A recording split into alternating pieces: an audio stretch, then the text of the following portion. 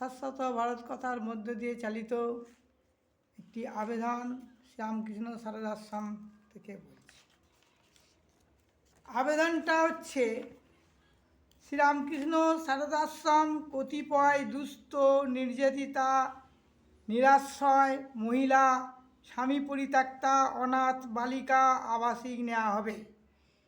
শ্রীরামকৃষ্ণ সারদাশ্রমে যারা ঠাকুর রামকৃষ্ণ, শ্রীমা সারদা, স্বামীজির আদর্শে অনুপ্রাণিত, তারা আজীবন এই আশ্রমে থাকবে। এটা কোনো বৃদ্ধাশ্রম নয়, এটা আশ্রমের নিয়ম অনুযায়ী যারা থাকতে পারবে আজীবন থাকতে পারে। পড়াশোনা, শিক্ষা দীক্ষা, হাতে কলমে কাজ সব কিছু শিক্ষা দীক্ষা নিতে পারবে। সেলাই টেলাই, নার্সিং, ফিজিওথেরাপি, ফার্স্ট এড, ইত্যাদি শেখানো যাবে, শিখতে পারবে স্বনির্ভর হওয়ার জন্য মায়েরা। আমাদের আশ্রমের ঠিকানা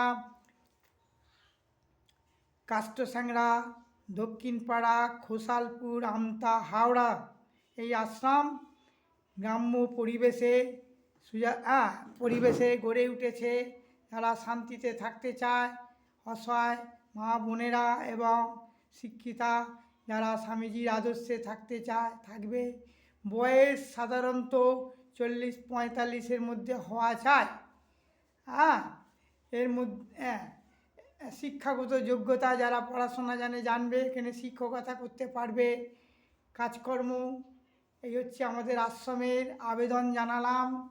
যারা পড়াশোনা, শিক্ষা দীক্ষা, মায়েদের আশ্রম, এখানে কোনো পুরুষের সংস্পর্শ থাকবে না। মায়েদের দ্বারাই পরিচালিত, মাতাজির সাথে যোগাযোগ করবেন। আমাদের ফোন নম্বর দেওয়া রইল, মুখে বলে দিচ্ছি। আমাদের ব্যানারে তো ঠিকানা লেখা আছে, 78 72 49 77। যারা ঠাকুরের স্বামীজির আদর্শে অনুপ্রাণিত, আজীবন থাকতে চায়, যোগাযোগ করুন। বিশেষ করে বলে দিলাম, এখানে বিভিন্ন ধরনের প্রশিক্ষণ দেওয়া হয়।